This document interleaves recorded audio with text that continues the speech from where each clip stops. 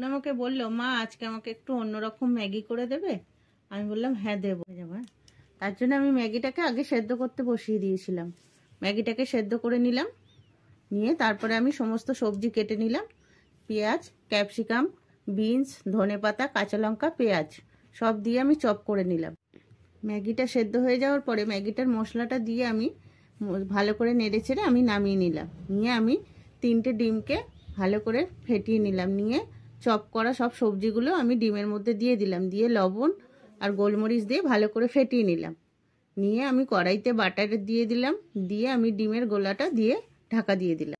ডিমটা ভালো করে একটু ভাজা ভাজা হয়ে গেলে ওপর দিয়ে আমি ম্যাগিটাকে ডিমের মধ্যে ভালো করে সেট করে দিলাম। দিয়ে ওপর দিয়ে আমি চিজ দিয়ে দিলাম। ওপর থেকে চিজ দিয়ে মেল্ট হওয়ার জন্য আমি ঢাকা দিয়ে দিয়েছিলাম।